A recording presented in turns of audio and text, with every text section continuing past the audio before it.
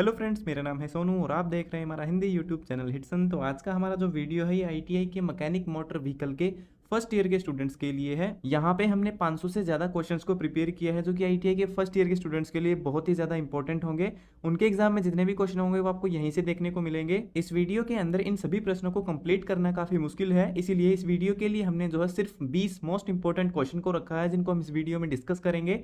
और बाकी के जो प्रश्न होंगे उनकी मैं आपको पीडीएफ प्रोवाइड कर दूंगा, जिसका लिंक मैंने वीडियो के डिस्क्रिप्शन में डाल दिया है। वहां से आप बाकी के प्रश्नों को डाउनलोड कर सकते हो। और इस वीडियो को आप कंप्लीट जरूर देखना है, क्योंकि जो प्रश्न हम इस वीडियो में करेंगे वो आपको इस पीडीएफ में देखने को नहीं मिलेंगे। तो चलिए स्टार्ट करते हैं इस वीडियो को बिना ज्यादा समय लिए। यहाँ पे सबसे पहला प्रश्न दिया गया है, किस प्रकार के ईंधन में सबसे अधिक कार्बन मोनोऑक्साइड गैस होती है। कार्बन मोनोऑक्साइड गैस जो होती है वो एक जहरीली गैस होती है जिसका रासायनिक सूत्र होता है CO। ये जो गैस होती है ये तब उत्पन्न होती है जब कोई भी ईंधन पूरी तरीके से नहीं जलता है। तो इस प्रश्न का जो सही उत्तर होगा वो होगा ऑप्शन डी, जो अध जला ईंधन होता है, जो कि अधूरा जला हुआ होता है, उसकी वजह से कार्बन मोनोऑक्साइड गैस उत्पन्न होती है। इसके अलावा घरों के अंदर जो लोग सर्दियों में अंगीठी जलाते हैं और उसमें जब कोयला जलाते हैं और अगर वो कोयला पूरी तरीके से ना जले तो वो भी कार्बन मोनोऑक्साइड गैस पैदा करता है। इसी वजह से सर्दियों में बंद कमरों के अंदर काफी सारे लोगों की मौत हो जाती है। दूसरा प्रश्न है, नीचे दिया गया चित्र वाहन सस्पेंशन प्रणाली में प्रयोग होने वाले स्प्रिंग को दर्शाता है, यह कहलाता है। तो ये जो स्प्रिंग है ये आपने काफी सारे बड़े व्हीकल्स में देखा होगा, जैसे कि ट्रॉली, ट्रक इत्यादि में। तो ये जो स्प्रिंग होता है इसे हम लीफ स्प्रिंग कहते हैं, जो कि इस प्रश्न का सही उत्तर है ऑप्शन सी। तीसरा प्रश्न है, टैकोमीटर का कार्य क्या है। तो जो टैकोमीटर होता है वो इंजन में आरपीएम को मापता है, राउंड पर मिनट, जो कि ऑप्शन सी यहाँ पे आपका सही है। आरपीएम का मतलब होता है राउंड पर मिनट। चौथा प्रश्न है, नीचे जो दिखाया गया है वह वाहन ट्रांसमिशन का हिस्सा है, इसे क्या कहते हैं। तो यहाँ पे जो आपको चित्र देखने को मिल रहा है ये एक यूनिवर्सल जॉइंट है, जो कि ऑप्शन बी यहाँ पे आपका सही है। अलग अलग कोण पर किन्हीं भी दो घूमते हुए पार्टों को जोड़ने के लिए इस जॉइंट का इस्तेमाल किया जाता है। पांचवा प्रश्न है, हथौड़े को कैसे निर्दिष्ट किया जाता है। तो जो हैमर होते हैं उनको उनके वजन और आकार के द्वारा पहचाना जाता है। तो इस प्रश्न का जो सही उत्तर है वो है ऑप्शन ए। आकृति के अनुसार जो हैमर होते हैं वो अलग अलग तरह के होते हैं, जैसे कि cross pin hammer, straight pin hammer, ball pin hammer. इसी तरह से वजन के अनुसार भी हैमर होते हैं, जैसे कि 250 ग्राम का हथौड़ा है, 2 किलो का हथौड़ा है, 5 किलो का हैमर है। छठा प्रश्न है, किसी वाहन में एसी करंट किस उपकरण से उत्पन्न होता है। एसी का मतलब होता है ऑल्टरनेटिव जो करंट होता है किसी भी गाड़ी के अंदर, व्हीकल के अंदर, वो कैसे बनाया जाता है। तो अल्टरनेटिव करंट बनाने के लिए हम व्हीकल के अंदर अल्टरनेटर का इस्तेमाल करते हैं, जो कि ऑप्शन बी आपका सही है। अल्टरनेटर की खास बात यह होती है कि अगर इंजन की जो स्पीड है वो कम है, उसकी आरपीएम कम है, तो भी वो जो है करंट उत्पन्न कर देगा और किसी भी बैटरी को चार्ज करने की एक क्षमता रखता है। सातवां प्रश्न है, एक्स के रूप में चिन्हित भाग का नाम क्या है। तो यहाँ पे जो आपको चित्र दिखाई दे रहा है ये एक साइलेंसर है, एग्जॉस्ट पाइप है जिसमें से इंजन का जो धुआं है वो बाहर निकलता है। तो जब धुआं बाहर निकलता है तो आपने देखा होगा गाड़ियों की जो इंजन होते हैं उनकी आवाज बिल्कुल भी आपको सुनाई नहीं देती है। तो वो उसका जो मेन कारण होता है वो होता है ये वाला डिवाइस। ये जो डिवाइस होता है इसे हम मफलर कहते हैं, जो कि ऑप्शन ए यहाँ पे आपका सही है। ये इंजन की आवाज को कम करने में मदद करता है, शोर को दबा देता है, उसको कम करता है। आठवां प्रश्न है, स्पार्क इग्निशन सिस्टम में वोल्टेज को बढ़ाने के लिए किस उपकरण का उपयोग किया जाता है। तो वोल्टेज को बढ़ाने के लिए हम जो है इग्निशन कॉइल का इस्तेमाल करते हैं, जो कि ऑप्शन ए यहाँ पे आपका सही है। जितने भी आपके पेट्रोल के व्हीकल्स होते हैं, चाहे वो बाइक है या फिर गाड़ी है, तो उसमें आपको जो है इग्निशन कॉइल देखने को मिलेगी। नौवां प्रश्न है, चार्जिंग के दौरान बैटरी का ऊर्जा रूपांतरण क्या है। यानी कि जब बैटरी चार्ज हो रही होती है तो उसमें क्या होता है। तो जब बैटरी चार्ज हो रही होती है तो वो बिजली को जो है लेती है और उसको रासायनिक ऊर्जा में कन्वर्ट करके अपने अंदर स्टोर कर लेती है। तो इस प्रश्न का जो सही उत्तर है वो है ऑप्शन ए, विद्युत ऊर्जा से रासायनिक ऊर्जा में ऊर्जा का रूपांतरण करती है। 10वां प्रश्न है, इंजन की स्थिति पर ड्राइव का नाम बताएं। तो यहाँ पे एक चित्र दिया गया है जिसमें दिखाया गया है कि गाड़ी की चलने की जो दिशा है वो बाएं तरफ है। और यहाँ पे आप देखोगे तो जो इंजन है वो यहाँ पे फ्रंट में यानी कि आगे की तरफ लगाया हुआ है, और जो उसका एक्सल है उसको फ्रंट व्हीकल से तो जोड़ा ही गया है, साथ में उसको पीछे वाले टायर से भी जोड़ दिया गया है। इससे क्या होता है कि जब इंजन चलता है तो चारों पहिए एक साथ काम कर रहे हैं। तो ये किस प्रकार का व्हीकल है। तो यहाँ पे आप देखोगे तो इसमें जो है एक तो फ्रंट इंजन है, साथ ही इसमें क्या है, ये 4x4 गाड़ी है, क्योंकि इसके अंदर चारों टायर जो है एक साथ घूम रहे हैं, जो कि चारों के चारों इंजन से कनेक्टेड हैं। तो ये जो व्हीकल है ये फ्रंट इंजन है और 4 व्हील ड्राइव है, यानी कि चारों व्हील जो है इंजन के माध्यम से ऑपरेट हो रहे हैं। तो इसमें जो इंजन है वो फ्रंट में रखा है और 4x4 ये गाड़ी है, तो इसे हम फ्रंट इंजन 4 व्हील ड्राइव कहेंगे। और अगर यहाँ पे कुछ इस प्रकार से होता कि जो इंजन है वो आगे की तरफ होता और यहाँ पे बीच में ये कमानी ना होती, तो इस प्रकार से जो ये इंजन होता ये आपका बन जाता front engine front wheel drive, यानी कि सिर्फ फ्रंट में जो है इंजन रखा हुआ है और फ्रंट के व्हील ही उससे कंट्रोल में हो रहे हैं। 11वां प्रश्न है, टैंक में सक्शन ट्यूब को आधा इंच ऊपर क्यों उठाया जाता है? तो जो बड़े व्हीकल्स होते हैं जैसे कि ट्रक वगैरह होते हैं, उसमें जो फ्यूल का टैंक होता है जो कि इस प्रकार से होता है, उसमें नीचे की तरफ आपको जो टोंटी देखने को मिलती है जिसमें से ऑयल निकलता है, तो वो जो टोंटी होती है, वो जो सक्शन पाइप होता है, वो उसके तल से थोड़ा सा ऊंचाई पे रखा जाता है। तो जो उसकी ऊंचाई है 1 इंच भी रख सकते हैं, आधा इंच भी रख सकते हैं। तो यहाँ पे इन्होंने आधा इंच दिया है कि वो आधा इंच ऊपर क्यों रखा जाता है।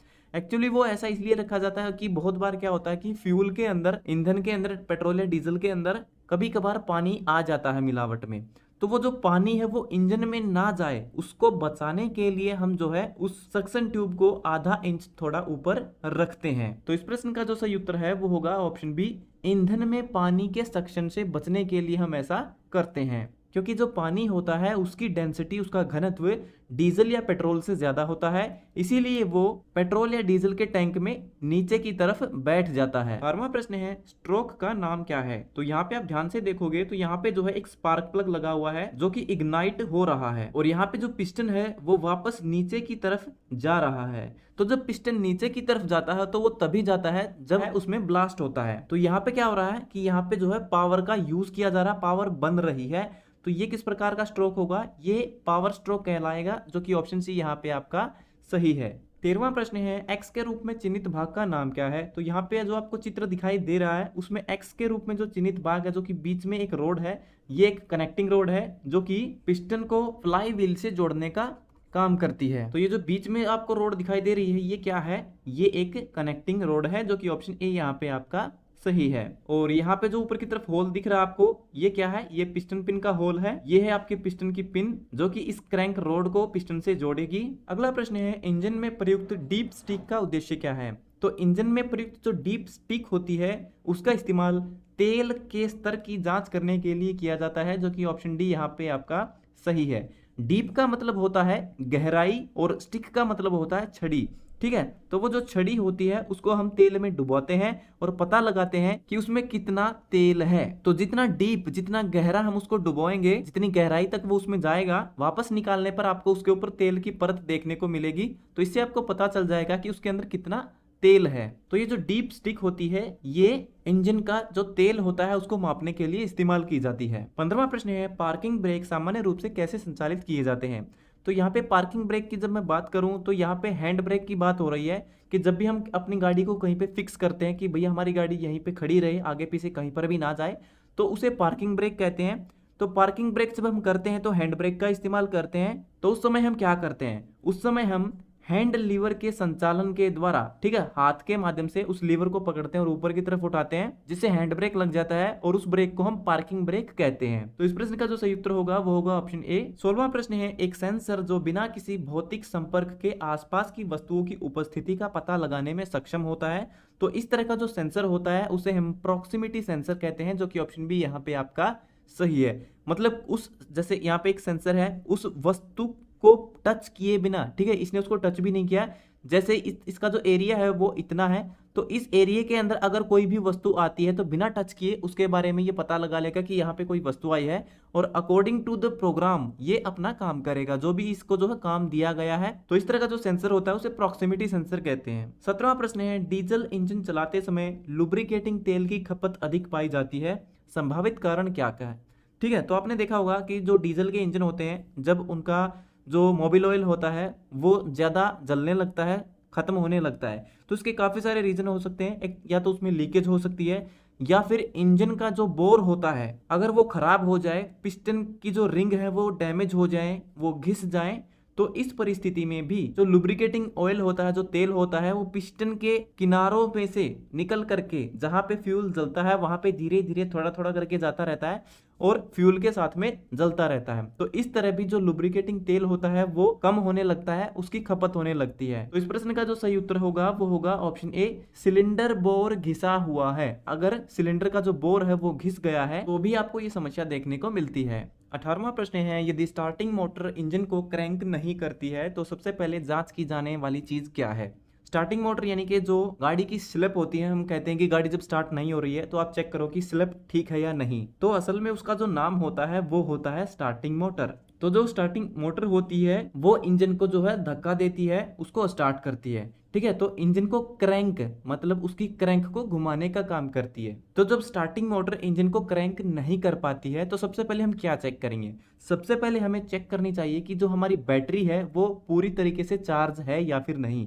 हो सकता है बैटरी डिस्चार्ज हो गई हो जिसकी वजह से हमारी स्टार्टिंग मोटर इंजन को स्टार्ट नहीं कर पा रही है, उसको ठीक से क्रैंक नहीं कर पा रही हो। 19वां प्रश्न है, हेडलाइट बल्ब में दिए गए फिलामेंट की संख्या कितनी होती है। तो गाड़ी के अंदर जो आगे की तरफ लाइटें दी गई होती हैं या फिर मोटरसाइकिल के अंदर जो हेडलाइट होती है उसमें आपको जो है 2 फिलामेंट के तार देखने को मिलते हैं। आपने देखा होगा कि जब आप शाम के समय रोड पे गाड़ी चलाते हो तो वहां पे जो बाएं तरफ के हैंडल में आपको जो है इस तरह के 2 सिंबल देखने को मिलेंगे। एक सिंबल होता है इस तरह से आगे की तरफ और एक जो दूसरा सिंबल होता है वो इस तरह से जो है नीचे की तरफ इशारा करता है कि आप जो है एक तो पूरे रोड की तरफ लाइट दे रहे हो, दूसरा आप जो है सिर्फ रोड के नीचे की तरफ लाइट दे रहे हो। तो इस तरह से 2 ऑप्शन आपको वहां पे देखने को मिलते हैं कि 2 तरह से आप जो है लाइट को ऑपरेट कर सकते हो, ऊपर की तरफ और जमीन की तरफ। तो वहां पे जो है 2 बल्ब नहीं होते हैं बल्कि 2 फिलामेंट के तार होते हैं, जिनमें से एक फिलामेंट का तार एक समय में जल रहा होता है जिसे हम एक बटन से ऑपरेट करते हैं। 20वां प्रश्न है, एक लेड एसिड बैटरी का कंटेनर डैश से बना होता है। आपने देखा होगा जितनी भी बैटरियां होती हैं वो किस मटेरियल की बनी होती हैं। उनके अंदर की तरफ तो आपको लेड देखने को मिलेगा